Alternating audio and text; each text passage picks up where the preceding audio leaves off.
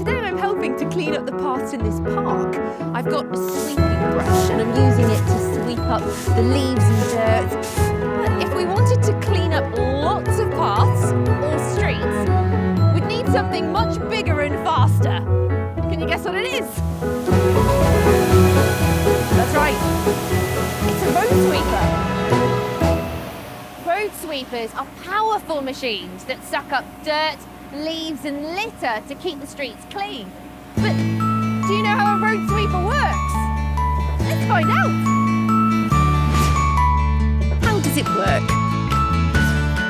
Road sweeper. To find out how a road sweeper works, I've come here to a road sweeper depot. You must never play or go close to a road sweeper, but I've been given special permission to show you how they work. This is Sam, and it's Sam's job to drive and operate the road sweeper. The road sweeper has 2 brushes, 1, 2, and I think all of these bristles look like pieces of spaghetti, don't you? And this part just here is a water jet. It squirts out water. Can you see it all working? Okay, I should probably get out of the way. Go for it, Sam.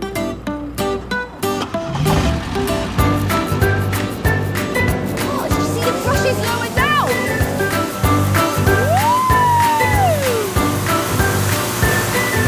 They're spinning round and round, and those jets are spraying out water! There's one other thing I want to show you, but it's underneath the road sweeper.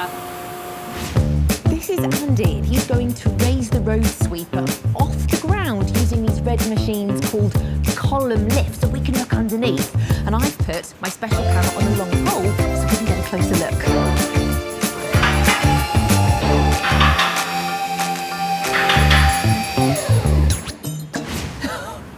Wow. Oh, can you see that clear pipe just there? That's called the suction tube, and it's attached to this part. It's called the nozzle box. It's their job to suck up the dirt and litter. The dirt and litter goes through the nozzle box and all the way up the suction tube into the road sweeper. But how do all the different parts of the road sweeper work together to clean our streets? And where does all the dirt and litter go afterwards? To find out, I think we should take a closer look. Inside the road sweeper is a tank filled with water. When the driver presses the button, water is sprayed out of the jets in front. This sticks the dirt and litter together, so it's easier to clean up. The driver presses another button to make the brushes spin around. Very quickly.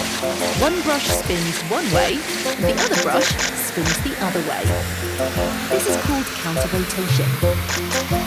The driver uses 2 small joysticks to move the brushes up and down to help clean in small spaces.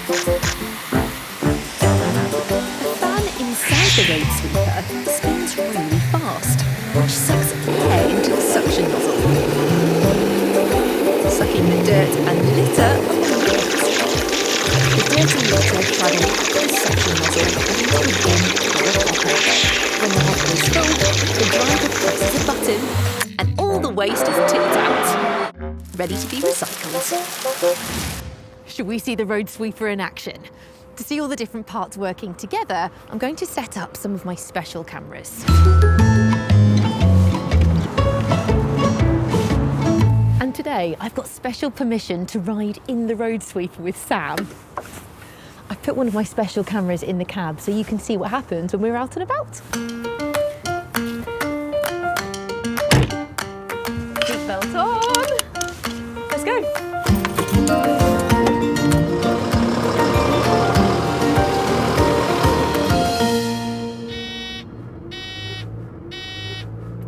Can you hear that beeping sound?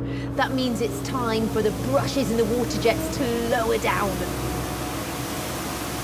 Wow! The brushes are spinning round and round really fast, and they're busy sweeping up all the leaves, moving them into the centre, so it's easy for them to go up the nozzle box and through the suction pipe into the hopper at the back.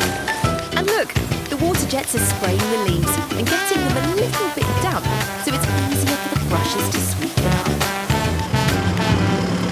That brilliant. Thank you so much, Sam. But the hopper at the back of the road sweeper is now full of dirt and leaves, and just like a rubbish bin, it needs to be emptied. To empty the hopper, first Sam reverses the road sweeper towards this skip. Can you hear that alarm? That's the sound the road sweeper makes to warn everyone that it's reversing. Oh! The hopper is going from here, that's what we call horizontal, to here. This is what we call vertical. Whoa! Oh!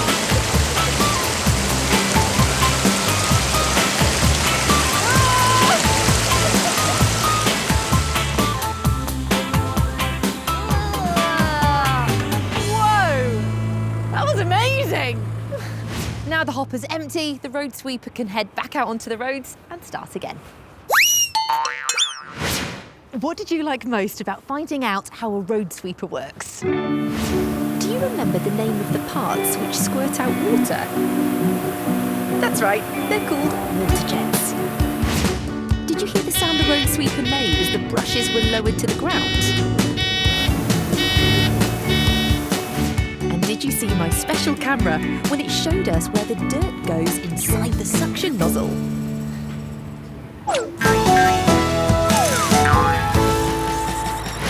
So the next time you see a road sweeper out and about, you'll know how it works to suck up dirt and leaves and to keep our streets nice and clean. Can you think of anything else that sucks things up? How about a vacuum cleaner? Or an elephant's trunk? There's something we can use too when we have a drink. Do you know what it is? That's right, it's a paper straw. Paper straws are stiff, so they stand up and they have a hole that goes all the way through the middle so that water can get sucked up through them. But do you know how paper straws are made? Let's find out. How is it made? Paper straw. Paper straws are made in a place like this. A paper straw factory!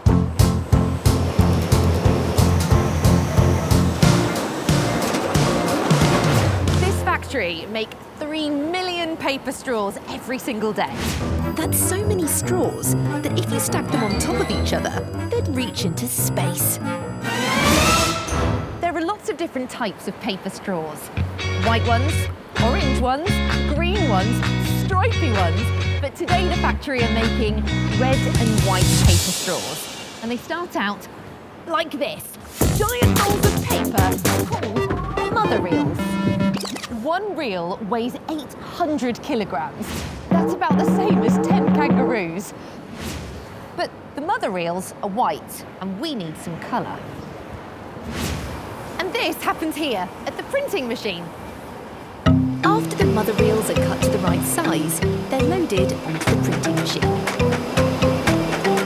The printing machine uses rubber rollers and ink to print stripes onto the white paper. And today, it's printing red stripes. Next, the stripy roll is loaded onto a slitting machine. The roll slitting machine cuts the roll of paper into lots of strips. Look, can you see the big rotating blade? It's like a giant pair of spinning scissors. The paper is being cut into thin strips called ribbons, and the ribbons are being wound onto small reels. This is a finished reel of ribbon, but we can't drink through it, can we? To make paper straws, we need 3 reels of paper. Should we count them? 1, 2, 3. That's because each paper straw has 3 layers to make sure they're nice and stiff. But what do you think we need to stick our 3 ribbons together? That's right, we need some glue. And that happens here at the gluing stand. This is the inside ribbon because it goes on the inside of the paper straw. This is the outer ribbon and it's got the colour on it. And it gets a thin layer of glue rolled onto one side. But what about the middle ribbon? It gets pulled through this pool of glue. and then any extra is scraped off by these rubber jaws. And now it's time for the fun part, the sticking. The 3 layers of sticky ribbon are ready to be made into straws. They're being pulled onto this long steel rod called a mandrel by these 2 moving rubber belts. Look, can you see? They're wrapping around the mandrel to make one long straw. But it's quite tricky to see, so I think we should have a look with one of my special cameras. So we can see the ribbon being stuck together on the mandrel. I'm going to film it in slow motion so we can watch it happening really slowly. Okay, camera set. Let's record. Can you see the ribbons being pulled onto the mandrel? The inner ribbon,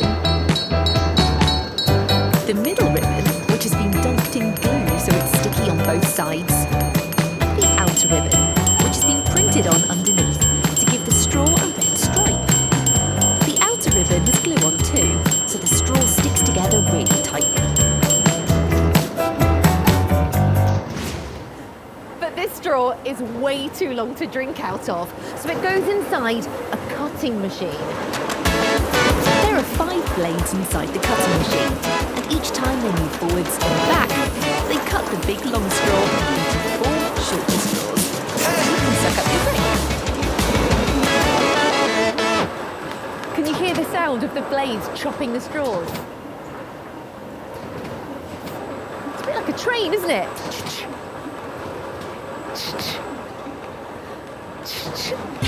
And look, here the straws come now. It's like a little slide.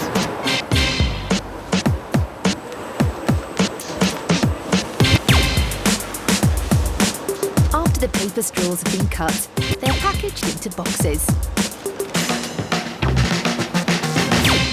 So there you have it, some finished red and white paper straws. And the best thing is, once you've finished using one of these to have a drink with, you can pop it in the recycling, ready for the paper to be used to make something else. I loved finding out how paper straws are made. What was your favourite bit? Can you remember how many rolls of ribbon we need to make a straw? That's right. 1, 2, 3. Did you hear the sound the cutting machine made?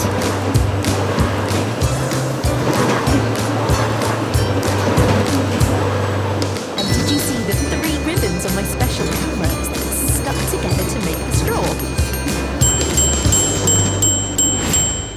So the next time you use a paper straw, you'll know how it was made. And if you see a road sweeper out and about, you'll know how it works to suck up dirt and litter. I'll see you next time. There are lots of things